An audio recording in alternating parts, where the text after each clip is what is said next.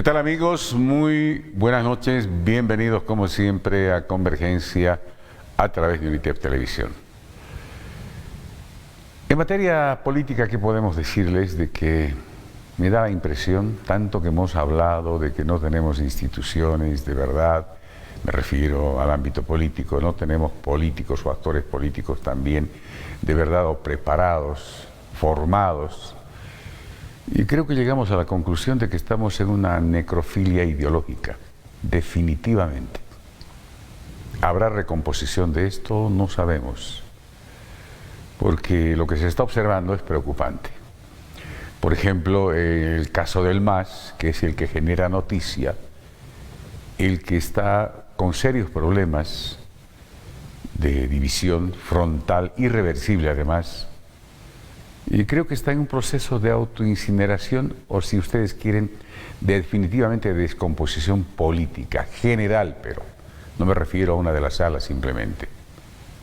Ambos sectores, ambos bandos, terriblemente atrincherados, enguerrillados, lanzándose misiles de grueso calibre.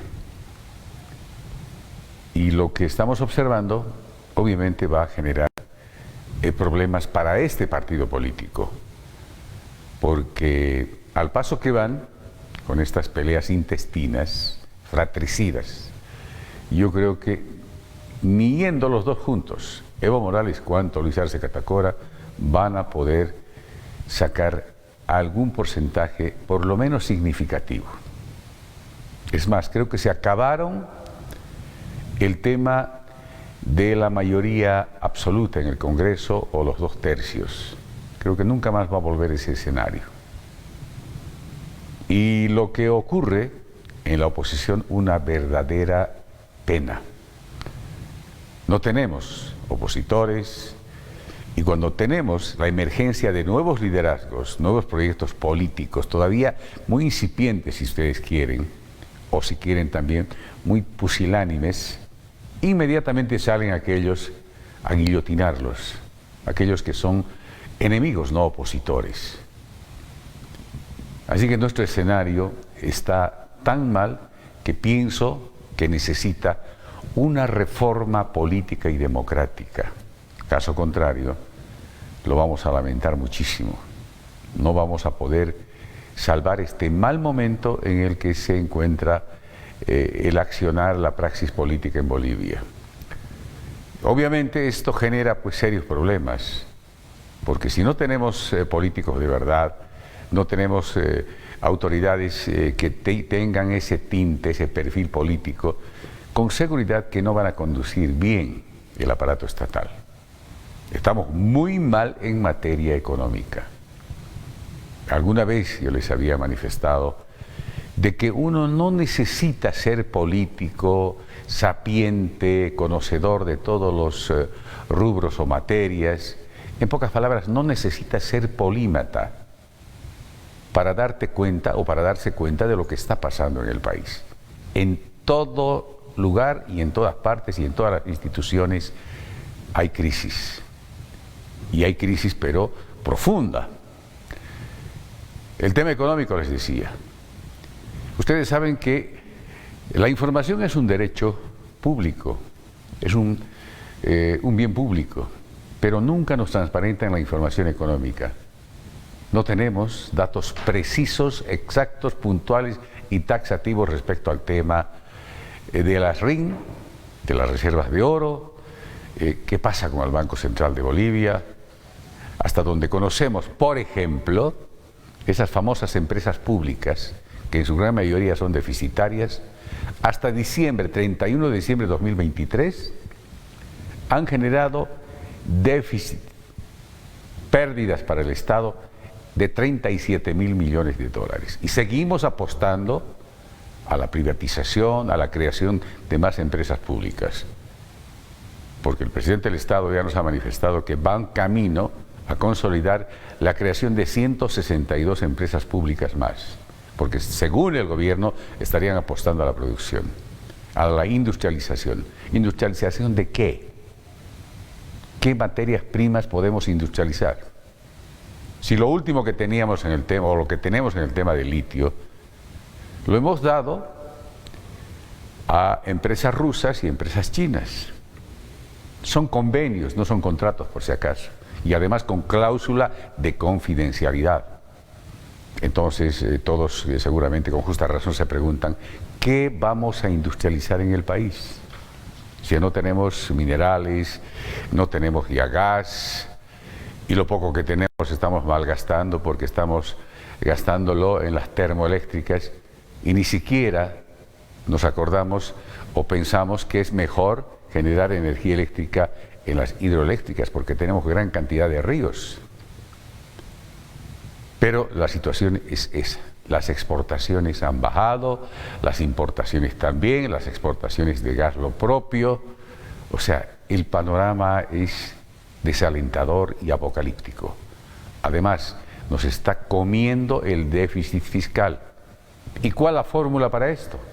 Reducir la frondosa burocracia que tenemos en el Estado. Sí o sí se tiene que reducir. Lo primero. Y lo segundo, obviamente que necesitamos cerrar aquellas empresas deficitarias que están sangrando la economía del país. Aquellas empresas públicas que se han creado, que son aproximadamente 70. No generan nada. Todo el tiempo es pérdida. Pero ¿cuál el motivo por mantenerlos vigentes? Seguramente réditos políticos o bolsones electorales. Así que la situación está así preocupante y yo en días precedentes había planteado dos opciones. Por ejemplo, estamos con problemas de falta de dólares, ¿verdad? Falta de combustibles. Para el tema de los dólares, la primera medida que debía tomar el gobierno es liberar las exportaciones. De esa manera van a ingresar dólares al país. En el tema de los combustibles, diésel o gasolina, ¿por qué no permiten la autoimportación, la importación de los empresarios que seguramente requieren, necesitan? Por ejemplo, los agroindustriales de Santa Cruz u otros sectores del sector minero también. ¿Por qué el Estado tiene que ser Estado empresario? ¿Por qué tiene que monopolizar todo? Si permiten la libre importación de combustibles, con seguridad se va a sacar ese brete el gobierno, porque de una u otra manera le va a dar oxígeno para no tener problemas a futuro con el tema de los combustibles. A mí no me parece correcto este tema del gasolinazo, o por lo menos gasolinazo encubierto que llaman, porque hay combustibles que van a salir con mayor precio a título de premium o ultra premium. No va a ser sustentable. Tantos recursos económicos anualmente para subvencionar en el tema del diésel y también de la gasolina. Así que importante aquello, yo creo que nuestras autoridades tienen que pensar seriamente en el futuro económico de este país. Ahora, el tema central para esta noche es el mensaje presidencial de este 6 de agosto. Y sorprendió al país cuando presenta 3 propuestas de referéndum. Primero, la subvención. Segundo, escaños parlamentarios. Y tercero, la reelección indefinida. Cuando esos 3 ítems tienen ya su normativa. Para el tema de la subvención, es tuición y competencia del Estado. No tienen por qué transferir a la población los problemas que se han creado. En el tema de los escaños parlamentarios, lo propio. Está en la Constitución, está en la ley. Y en el tema de la reelección indefinida, creo que ya está superabundantemente explicado. Está también inserto en la Constitución. Además, tenemos un referente que es el 21 de febrero. Así que yo no sé quién le asesora al presidente del Estado, pero la figura es esa. O tal vez el trasfondo es otro. Eliminar a su contrincante número 1, Evo Morales Ayma. Porque con este referendo que plantea sobre la reelección indefinida, yo creo que puede ser un salvavidas para Evo Morales o un jaque mate, así de claro y concreto. pero nada bueno para Evo Morales. Y me imagino que lo han lecturado de esa manera. Tenemos esto y más la crisis política, les había manifestado, y para esto lo invitamos especialmente al doctor José Carlos Sánchez Berazaín, abogado constitucionalista, un referente en cuanto se refiere al liderazgo nuevo en el país. Así que le voy a dar la cordialísima bienvenida, las muy buenas noches para tocar estos temas. José Carlos, buenas noches. Buenas noches, un gusto estar en su programa. Un saludo a toda Cochabamba y Bolivia. Bueno, vayamos primero con el tema del mensaje presidencial. ¿Cómo lo has asimilado, José Carlos? ¿Cómo lo has visto este mensaje? En principio daba la sensación de que era una calca, una réplica de los anteriores discursos del presidente Arce, pero nos sorprendió con el planteamiento de estos 3 referendos que son innecesarios transferirlos los problemas que tiene el gobierno a la población en general. Efectivamente son innecesarios, sin embargo el presidente Arce lo que ha tratado de hacer al plantear esas 3 preguntas para llevarlas a un referendo es ganar tiempo, porque todos sabemos que el dólar se ha disparado, siguen las filas de camiones en búsqueda de diésel, las pérdidas por día en el aparato productivo y en el país son tremendas y seguramente se van a sacar cálculos después. Esto es peor que tener todo el país bloqueado, porque es una muerte lenta en lo económico para Bolivia. Lo que se debe hacer es resolver este problema. El tema de los referéndums que plantea el presidente o del referéndum con las 3 preguntas tiene muchas aristas y habría que ir analizando una por una. Pero lo primero en general es que quiere ganar tiempo, porque ya hay muchos sectores que le pedían que adelante las elecciones al ver su incapacidad en el manejo económico.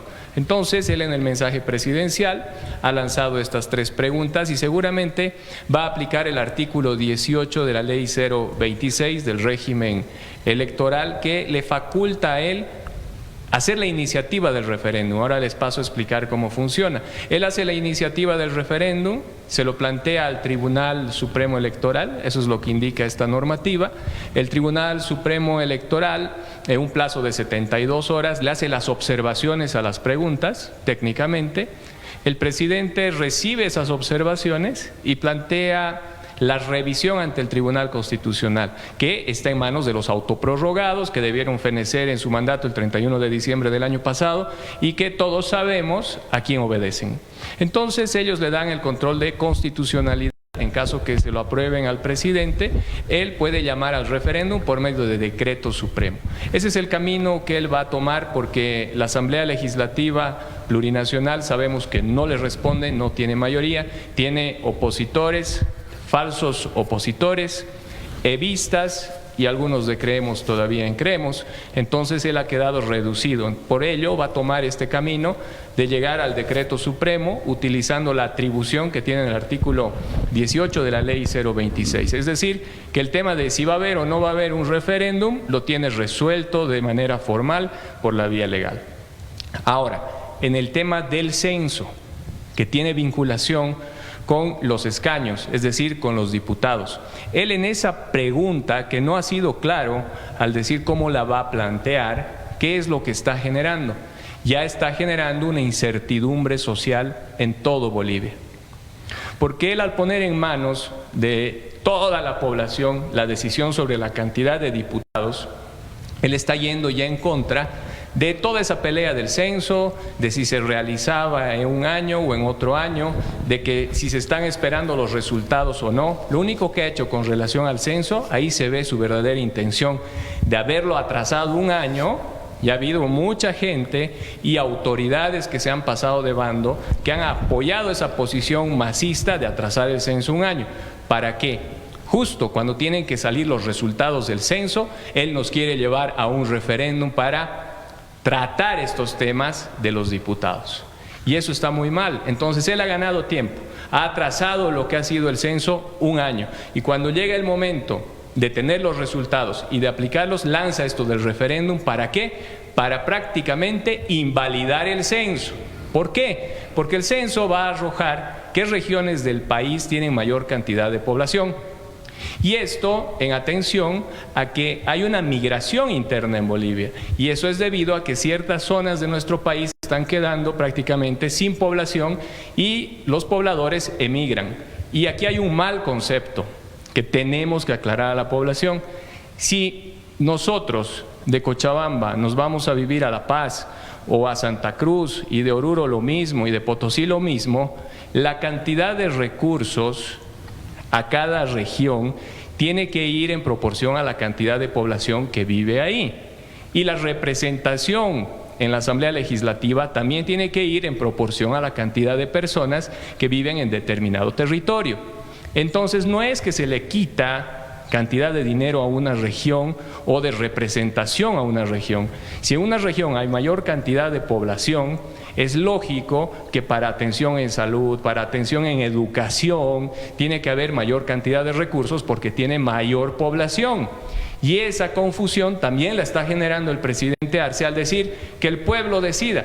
¿Qué va a decidir el pueblo con relación al resultado del censo? En otras palabras, él lo que ha dicho con respecto al censo es: no me interesa respetar el resultado del censo. Es un incumplimiento indirecto a su compromiso de aplicar los resultados del censo para la próxima elección del 2025. ¿Qué le parece esta deducción? Nadie la ha dicho, pero ya hay sectores, hay regiones que se sienten afectados ante la posibilidad de que exista esa pregunta y que todo el país tenga que tomar una decisión que puede ir en contra de los resultados del censo. Por tanto, todos los socios de Luis Arce y Luis Arce, en relación al tema del censo, han ido en la misma línea del movimiento al socialismo para perjudicar ciertas regiones y tratar de tener un contrapeso en la Asamblea Legislativa en cuanto a diputados, porque son los diputados que a partir del 2025 seguramente, como consecuencia de esta migración interna, van a hacer que ciertas regiones tengan mayor peso en el legislativo y el movimiento al socialismo no tenga mayoría. Ahora, hay una pregunta importante, tocaste el tema del censo. El censo, primero, es una política pública. El censo mide población, no mide territorio, y sin embargo parece que confunden el tema este. El censo no mide asimetrías, más al contrario, es equidad. ¿Tú no crees que las ciudades importantes de crecimiento como referencia que tenemos en este momento, la ciudad del Alto cuanto el departamento de Santa Cruz, serían los más afectados? Porque de acuerdo al Instituto Cruceño de Estadística, el ICE, Santa Cruz en este momento tiene 4.124.000 habitantes. Entonces, con seguridad va a crecer el número de parlamentarios y escaños parlamentarios que va a tener. Lo propio la ciudad del Alto, tiene una población increíblemente alta, o sea, en crecimiento me refiero, y sin embargo hay un pero, no se han manifestado de manera contundente estas dos ciudades importantes, esta ciudad y el departamento de Santa Cruz, obviamente. Lo que pasa es que este razonamiento lo tienen que venir haciendo. Y seguramente después de esta explicación se van a percatar, porque en redes se va a ver todo este razonamiento. Y lo que tiene que quedar claro es que esa pregunta del referéndum que lanza el presidente es para golpear los resultados del censo, que supongo él ya debe tenerlos de manera preliminar. Entonces, el atraso del censo de un año ha sido justamente planificado para cruzarlo con esta consulta vía referéndum y destrozar los resultados. Pero ¿quiénes son los afectados? No hablemos de departamentos ni de regiones, porque como usted bien dice, este es un tema de proporcionalidad y de representación en cuanto a la población. Los afectados somos todos los ciudadanos bolivianos. Los afectados son los niños, los que van al colegio, los que necesitamos ser atendidos en centros de salud. ¿Por qué? Porque el censo va a reflejar cuánta cantidad de habitantes hay en cada región y en base a eso van los recursos para salud, educación, etcétera, de acuerdo a la cantidad de personas que existen y que viven en determinada región. Lo mismo la cantidad de diputados en la Asamblea Legislativa. Entonces, esta pregunta de las tres que ha planteado el presidente con relación a los escaños parlamentarios, hay que ver cómo se la plantea y hay que tener mucho cuidado con que no afecte a los resultados del censo. Ahora, pero ¿en qué queda entonces la normativa respecto a los escaños parlamentarios? Esto está inserto en la Constitución y además en la ley. ¿En qué queda eso? ¿Vamos a borrar esto? Tendrían que reformar la Constitución. La Constitución sostiene que son 130 diputados. ¿Qué va a hacer el presidente Arce? Por eso tenemos que saber cuál es la pregunta exacta que él va a lanzar con relación a este tema. Entonces ahí hay un punto de análisis profundo para ir desarrollando y para decirle, por favor, basta, aquí no se puede, hay que respetar los resultados del censo que nos beneficia a cada ciudadano boliviano. Ahora, en la otra pregunta, con relación a la subvención, es como usted decía, esa es atribución netamente del presidente, es decir, la población no puede tomar esa decisión de que si se subvenciona o no el diésel y la gasolina, ¿cuándo? ¿En noviembre? ¿En diciembre? ¿Cuándo se va a hacer este referéndum? ¿Cuándo se haría en caso de llevarse a cabo? ¿Noviembre, diciembre? ¿Vamos a aguantar hasta noviembre o diciembre sin diésel? Esas son decisiones que tiene que tomarlas el presidente de manera directa y de manera inmediata. Ahora hay un cálculo económico, me estoy pasando al tema de coyuntura porque todo está al final relacionado. Hay un tema económico, si queremos salir de esta crisis en la que estamos, de la inflación, de que el dólar está casi al doble del valor formal del dólar, de 6.96, está llegando a 12, 13, 14, dependiendo los días, ¿qué necesitamos? Necesitamos un crédito puente, que ya lo he dicho en otros programas y que coincidimos con algunos analistas económicos, un crédito puente de mínimo 3.000 millones de dólares. No necesitamos ir a votar a un referéndum para tomar esas decisiones. Faltaría que el presidente nos diga, a ver, ¿están de acuerdo con que saquemos un crédito puente para estabilizar la economía? Los cálculos macroeconómicos dan que resolver esta situación de crisis en la que estamos entrando recién, ya estamos en crisis, pero esto puede empeorar, va a llevar más o menos 2 o 3 años si es que el gobernante empieza a ponerse las pilas y a solucionar el tema.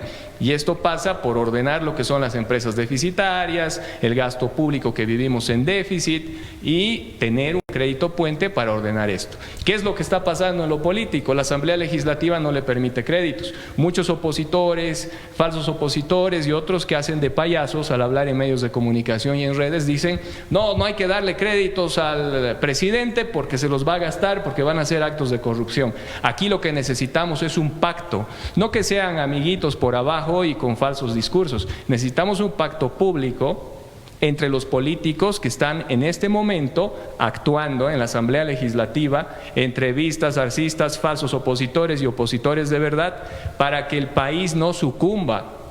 Todos estamos sintiendo la inflación, la escasez de dólares, la falta de diésel, hay sectores que están quebrando, empresas que no van a poder salir de este problema, la mora en la banca está muy alta, están tratando de disfrazarla, no dan los datos exactos de estos temas y los perjudicados somos todos nosotros. Entonces, ¿qué es lo que yo pido? Pido que se haga un pacto político para permitir obtener un crédito puente y que pasemos de este problema y que esta vez sí la Asamblea Legislativa y los opositores y falsos opositores fiscalicen el cómo van a administrar estos recursos. Porque lo que ha pasado hasta aquí es que en la época de Evo Morales, en la época de Yanine Áñez y de Luis Arce Catacora han despilfarrado el dinero de muchas maneras. Entonces no es la solución distraernos con decir ustedes van a decidir si hay subvención o no. Hasta noviembre o diciembre se nos van a ir 3 o 4 meses. Y son 3 o 4 meses de pérdida de dinero que nos afecta a todos día a día. Ahora, estamos claros en el tema este de que en el país falta combustible, diésel, gasolina, falta dólares. ¿Qué dice respecto a que habría que pedir o por lo menos permitir la autoimportación o la libre importación de combustibles? De esa manera podría liberarse en algo el tremendo peso que tiene el gobierno sobre sus hombros. Y el segundo elemento, hablamos también de dólares. ¿Por qué no se liberaliza la exportación en el país? ¿Por qué tanta traba, tanta tranca? A ver, voy a comenzar por la segunda. Porque desde la época de Evo Morales se ha metido en la cabeza de los gobernantes, de los ministros de turno, que al liberar las exportaciones, lo que va a suceder es que no se va a abastecer el mercado interno y tienen miedo a eso. Entonces quieren obligar primero a que se abastezca el mercado interno para después recién autorizar a que se exporte. Entonces es una medida de control del Estado que habría que evaluar de manera mucho más profunda. En este momento sí necesitamos dólares, pero tienen que ver cómo también se va a asegurar que esos dólares de las exportaciones puedan llegar a nuestro país, ¿no? Porque ahorita nadie quiere invertir en Bolivia. El último año inversión extranjera en nuestro país ha sido prácticamente cero. Y el anterior año, que tenemos los datos, no ha pasado de 600 millones de dólares de inversión directa extranjera. Entonces, ¿esto por qué? Porque hay inseguridad jurídica, y en mi libro Cambio Responsable parto de este análisis. A partir de la inseguridad jurídica se nos cae la economía, y esa es una base estructural que es fundamental. Si no podemos vivir con respeto a la Constitución, a las leyes, y tenemos un país lleno de trabas, no va a haber inversión extranjera, y la inversión nacional se va. De Cochabamba, por ejemplo, primero comenzó yéndose o al Alto o a Santa Cruz, y ahora ya están emigrando a otros países. Se están yendo a Estados Unidos, se están yendo a Paraguay, se están yendo a muchos lugares. Entonces, por eso es que tampoco quieren liberar las exportaciones, porque están con ese pensamiento de que nos puede afectar al abastecimiento del mercado interno. Ahora, otro fenómeno también que afecta en el tema de ingresos de dólares son los controles que ya hay de contrabando y todo ello en la frontera con Argentina. Pero bueno, vamos a la otra pregunta del referéndum que quiere hacer el presidente Luis Arce. Hemos hablado del tema del censo con los escaños, que va a afectar, y eso va a generar un gran escándalo en las regiones por la mala interpretación y porque es una manera de no respetar los resultados del censo que tanto se han peleado en las calles, y donde ha servido también esa lucha para identificar a los socios de Luis Arce y a los que no estaban con Luis Arce. Ya en esa época pelaron capucha muchos de ellos. El otro tema del abastecimiento del diésel, si tiene que haber subvención o no, esa es decisión totalmente del presidente. No podemos esperar 3 o 4 meses para que resuelvan ese tema. Y la otra pregunta del presidente que quiere hacer en un referéndum es si hay reelección definida, indefinida, inmediata, o saltando un periodo o 2 periodos y que vuelvan a reelegirse. Es como para darle una interpretación al artículo 168 de la Constitución Política del Estado, y aquí tenemos que ser clarísimos. Ya hubo el 21F, que fue un referéndum de consulta que perdió Evo Morales y que se dijo no a la reelección indefinida. Entonces, ¿qué es lo que quiere tocar Luis Arce? Está equivocado, nos quiere volver a distraer.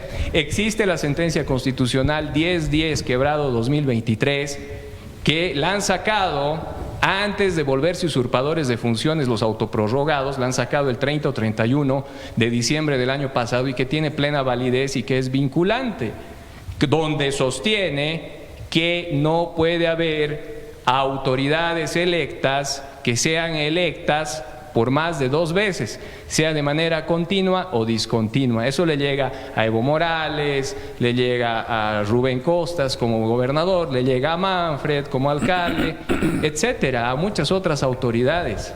Entonces, que él quiera poner en un referéndum esto es el colmo.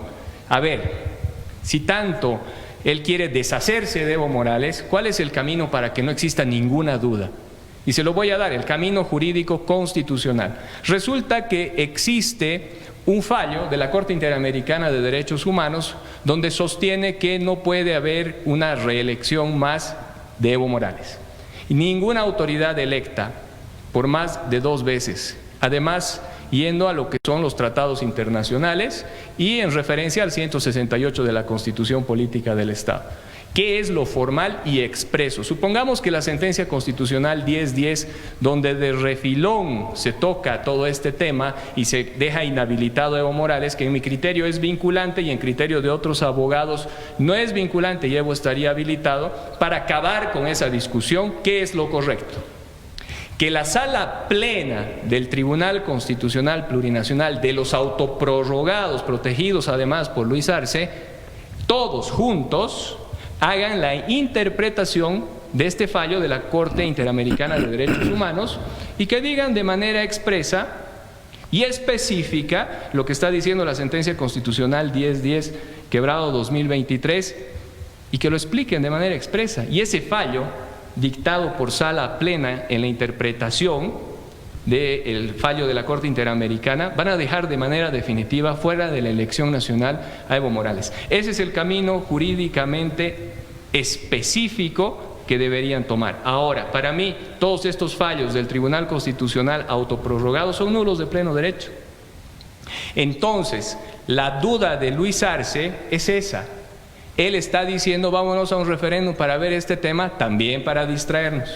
Y además de distraernos, para evitar que se le diga que la Sala Plena del Tribunal Constitucional autoprorrogado, que podría interpretar como les estoy diciendo, es nula de pleno derecho, y ahí se le arma un escándalo a Evo Morales. Entonces lo que él quiere es darle legitimidad a la sentencia constitucional 1010/2023 que inhabilita a Evo Morales y a otras autoridades que ya habrían sido electas 2 veces. Ahora, se ha comentado mucho, hemos estado escuchando, y en varios medios de comunicación social, analistas, redes sociales, de que este es un gobierno débil, que estas consultas las plantean los gobiernos débiles. ¿Tú crees que sea débil el gobierno? Porque tiene algunos antecedentes de que no es un gobierno débil. Primero, tuvo la capacidad de encarcelarlo en una cárcel de máxima seguridad, Luis Fernando Camacho. Segundo, también tuvo la capacidad de encarcelar a Yanine Áñez.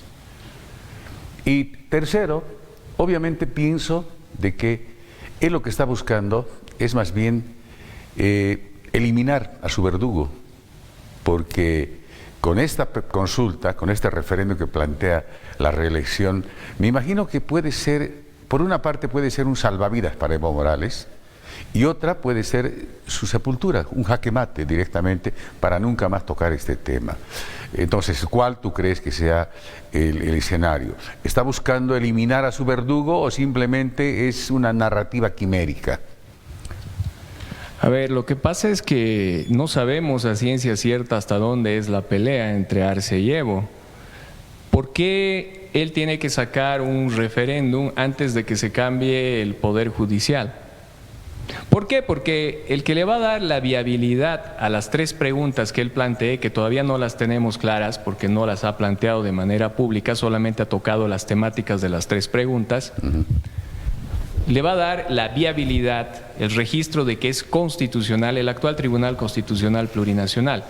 Entonces, lo más probable, todos los datos estadísticos hasta este momento sostienen que la mayoría del país, más del 60-70%, pero pasa del 50% más 1, no quieren la reelección indefinida y no quieren que vuelva Evo Morales. Tal vez él se está basando en esto, pero va a politizar el país. En este momento nuestro problema es económico. En este momento vemos en la actividad privada las discusiones sobre los anticréticos, las discusiones sobre los préstamos de dinero, las discusiones sobre el pago de los alquileres. ¿Cómo es posible si alguien se ha prestado $10,000, cómo le devuelve al acreedor? El acreedor pierde el valor del dinero, el que le quiere pagar, si le quiere devolver los $10,000, tiene que acabar juntando 20,000 porque el tipo de cambio está al doble si quiere devolver en dólares. Entonces, todos estos problemas los quieren disfrazar con preguntas de consulta de referéndum. Entonces, esto no es serio, esto no va a llevar a ningún lugar y esperemos que de verdad se haga un pacto político entre los falsos opositores evistas y los oficialistas para lograr traer un crédito significativo a Bolivia y que esta vez lo administren bien, como una segunda oportunidad para el exministro de Economía y actual presidente de Bolivia para que solucione los problemas de la población. Al final, a nosotros, ¿qué nos interesa? Quién sea el presidente o quiénes sean los ministros o quienes estén en el ejercicio del poder. Lo que queremos es estar bien administrados, que haya seguridad jurídica, que haya dólares, que haya alimento, que haya trabajo. Entonces, todas estas preguntas solamente sirven para politizar el país y para que los medios de comunicación que están al servicio del gobierno, pues pasen, ¿no?, los comunicados del presidente cada 10, 15 minutos como propaganda estatal. ¿Quiénes son los que viven bien ahí? Los que tienen los contratos con el Estado, y el resto del pueblo estamos recibiendo circo y no tenemos seguridad jurídica, no tenemos trabajo, y lo único que nos han generado por esta inestabilidad monetaria es incertidumbre, mayor inseguridad, mayores problemas. Hay un puntito que no lo hemos analizado y me parece importante.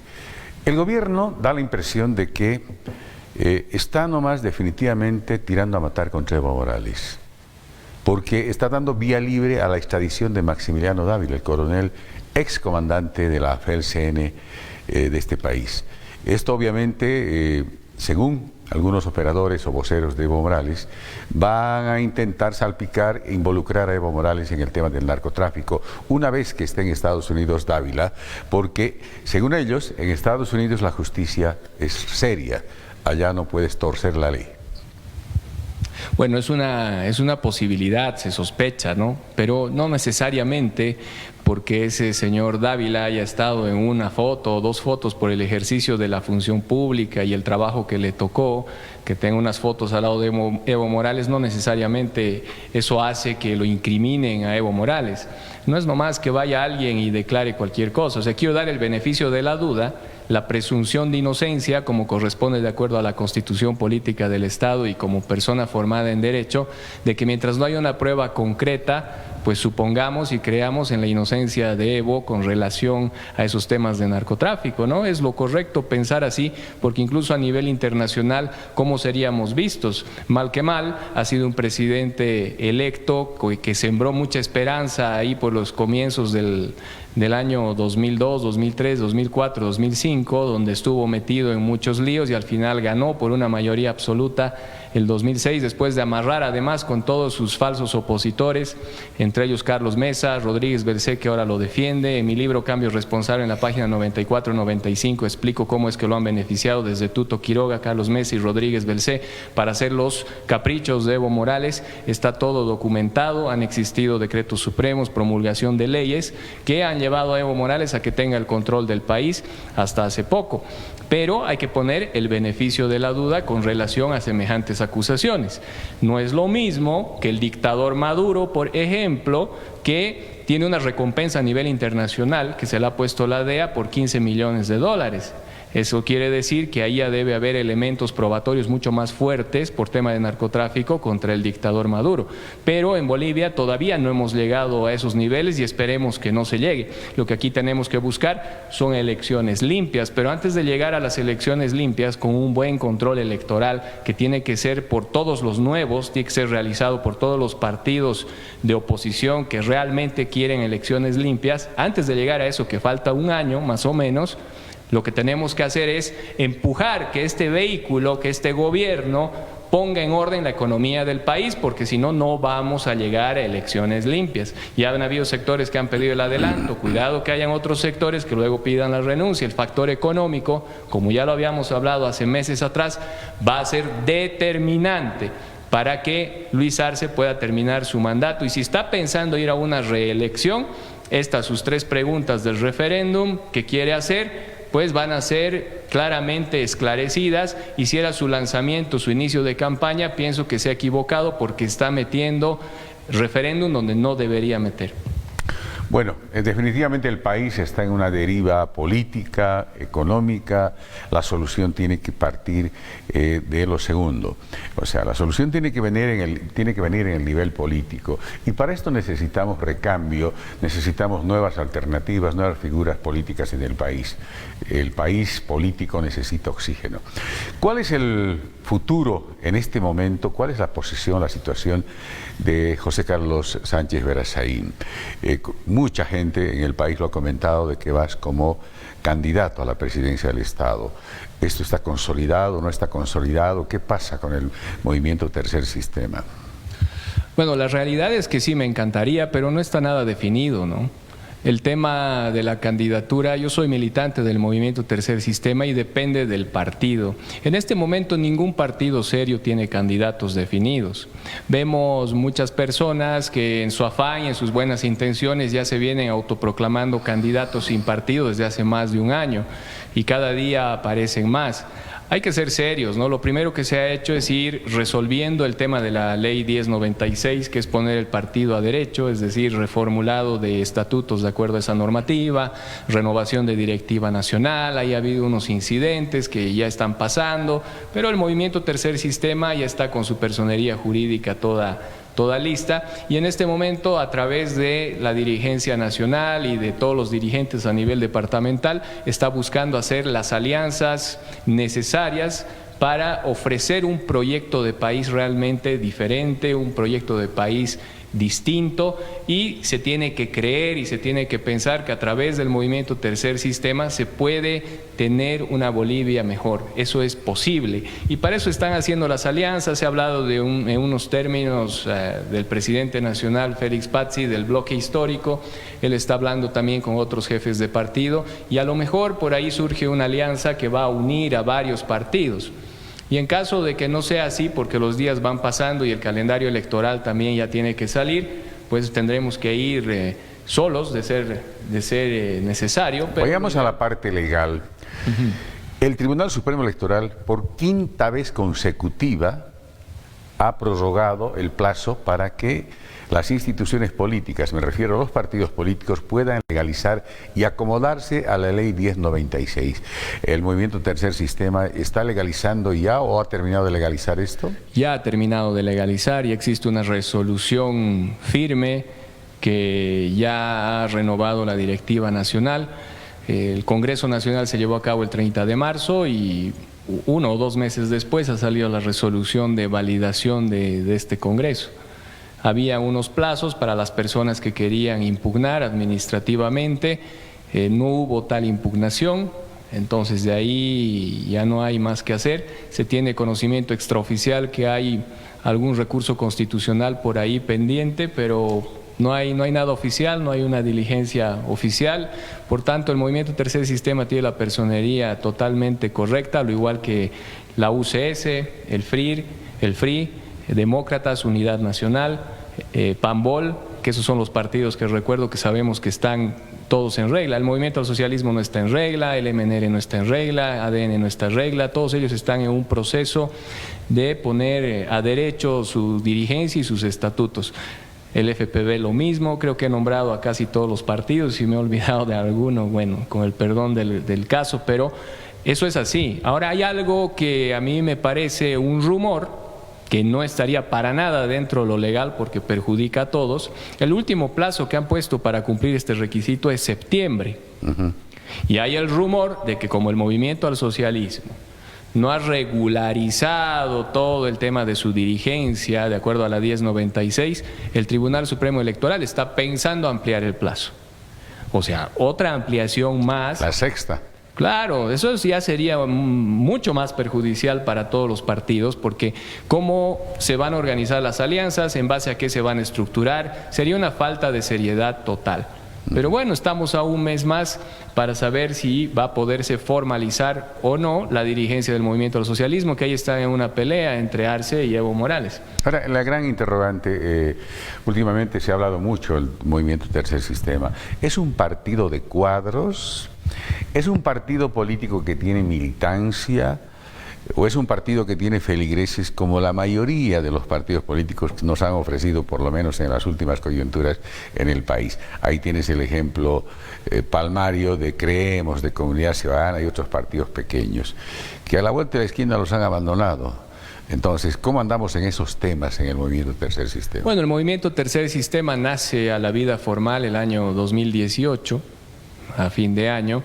Es un partido nuevo, de los más nuevos, si es que no es el más nuevo del país. Todavía no se ha formalizado si le han dado personería o no a un partido que estaba en formación y que hubo el rumor, hubo la declaración de que se le iban a entregar en estos meses. Pero si no ha salido ese partido, pues el más nuevo es el Movimiento Tercer Sistema, y ha sido uno de los elementos que me impulsó después de ir a la candidatura como invitado a la gobernación en Cochabamba por este partido, quedarme en el partido. Es un partido de cuadros, es un partido de militantes. Solo que en este camino, al ser nuevo, ha invitado a muchas personalidades y a muchas personas que no eran conocidas para que sean sus candidatos en las pasadas subnacionales del 2021. Entre esos invitados estaba yo y me quedé como militante a empezar a formar los cuadros. Han habido otros que les fue muy bien en las elecciones subnacionales y que automáticamente se han ido apartando del partido. Lo que sucede es que en el Movimiento Tercer Sistema jamás se le pide dinero a un candidato. Y eso es algo que a mí me ha encantado mucho desde el principio.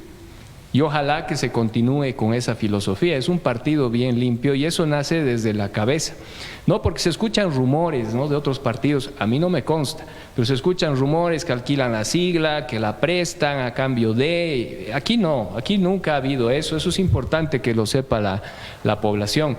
Es así que incluso los aportes que tienen que haber están en el estatuto, al igual que en otros estatutos de otros partidos, y además que está validado por el Tribunal Supremo Electoral. Y miren lo curioso, hay autoridades electas por el Movimiento Tercer Sistema que tienen que poner un pequeño porcentaje de su sueldo y no lo hacen.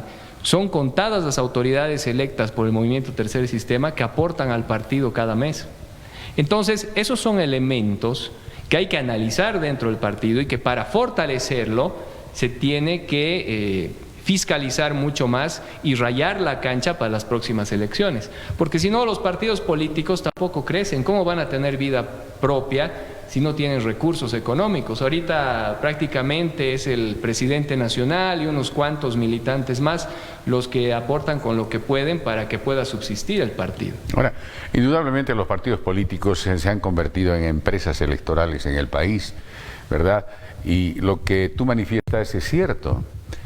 Además, esto es un tema inocultable, no podemos evitar tapar esto, porque la mayoría de los partidos y los candidatos ya venden cargos a futuro y a fondo perdido, ¿verdad? Uno quiere ser alcalde o uno quiere ser gobernador y hay puestos obviamente en segunda, tercera línea que ya están vendidos, como en el caso de las elecciones nacionales. Hay ministerios que ya estarían, por ejemplo, ya designados para determinados empresarios, como en el pasado, ¿verdad? En el pasado la aduana era lo más codiciado.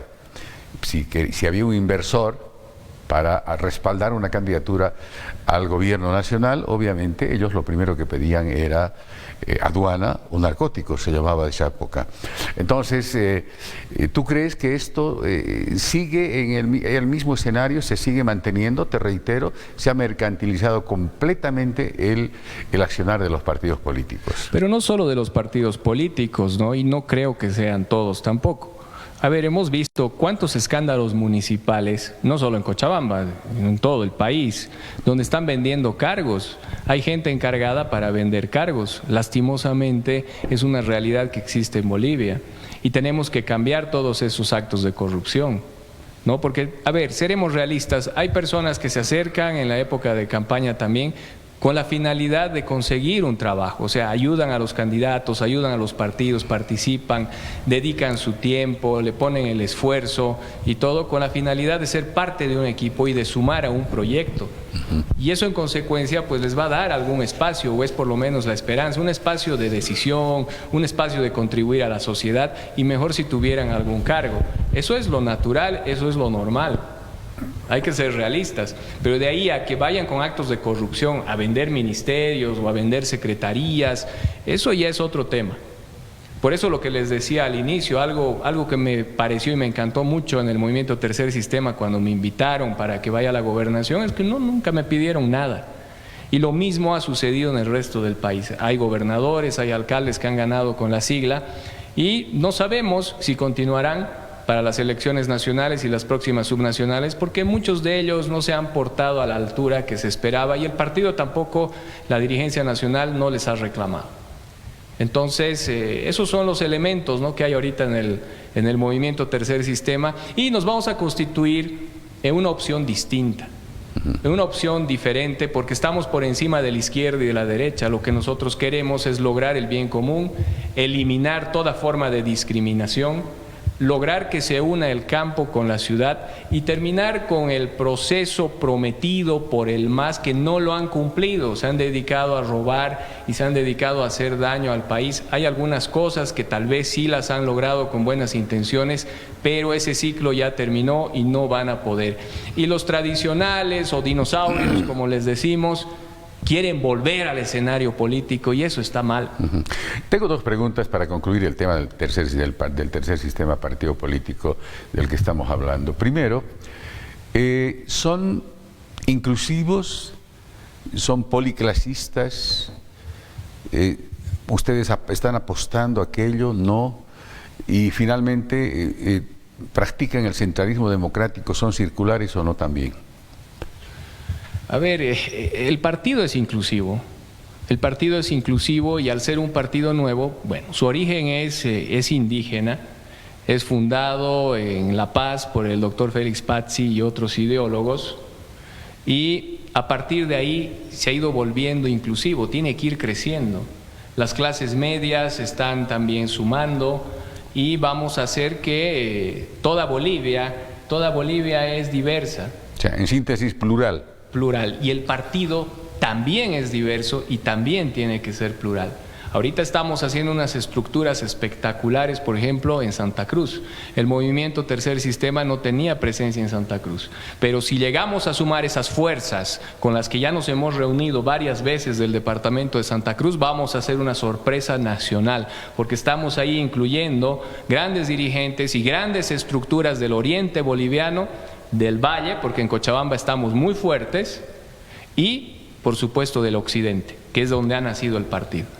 Entonces, a base de esas estructuras y del ordenamiento y de seguir rigurosamente lo orgánico dentro del partido, pues vamos a llegar a dar una gran sorpresa el 2025, pero todavía falta saber si se va a generar o no se va a generar el bloque histórico en el que se está trabajando y que suponemos va a ser este mes de agosto, septiembre, que se va a esclarecer este tema.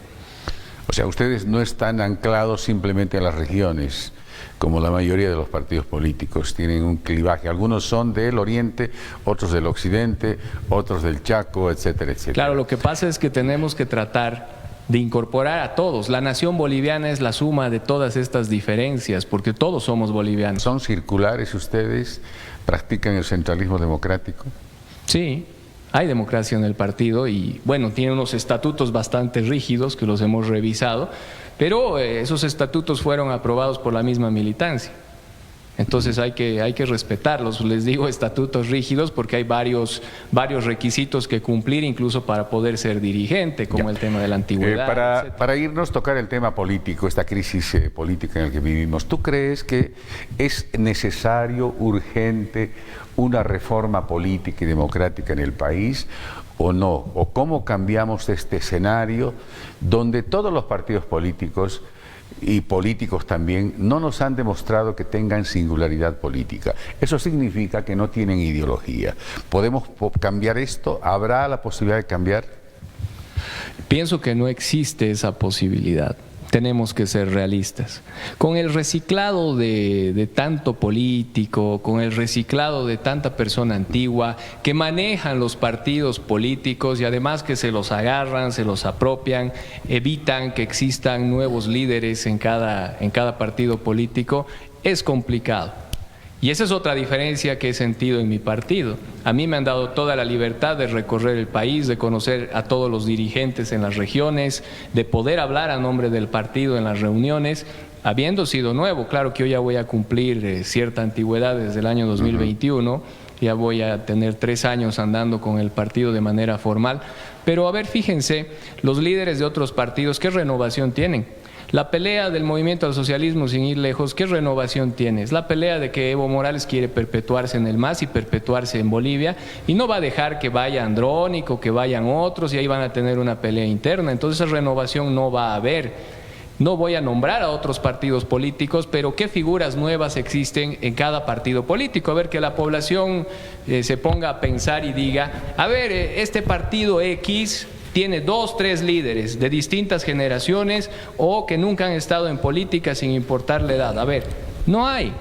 Entonces esa renovación, ese cambio de visión en la política no va a existir. La juventud o los nuevos en política tenemos que hacerlo prácticamente a la fuerza, pedir que hayan elecciones democráticas, inmiscuirnos en los partidos, hacernos militantes y luchar. Es un largo camino. Lo ideal fuera que no existan partidos políticos y que reine la democracia directa, que también lo planteo en el libro Cambio Responsable que he publicado y que también es uno de los pilares del movimiento Tercer Sistema, porque los partidos políticos son un mecanismo de control a las juventudes, a las nuevas generaciones, para estatizarnos, para dejarnos quietos ahí. ¿Por qué? Sin partido no hay vehículo para competir en una elección, entonces ahí van eliminando las posibilidades de renovación. Ahora, hasta acá por lo menos hemos tenido un escenario de líderes y gobiernos populistas, y tú sabes que eso es la degeneración de la política, según la teoría y la ciencia política. ¿Ustedes quieren continuar este escenario o están cambiando de paradigma? No, por supuesto que todo populismo es malo, sea de izquierda o de derecha. Eso es engañar a la población. No sirve el populismo, hay que ir en contra del populismo. Tenemos que tratar de ser pragmáticos y dar resultados al pueblo. Es lo que les he hablado en parte de la entrevista. Aquí debería haber un pacto político con los actores del momento en el legislativo y en el ejecutivo, fiscalizar al presidente y que salgamos de esta crisis, porque los que sufrimos somos los que estamos fuera de esos cargos públicos. Somos los ciudadanos que tenemos que trabajar el día a día y para tener que llevar a nuestras casas.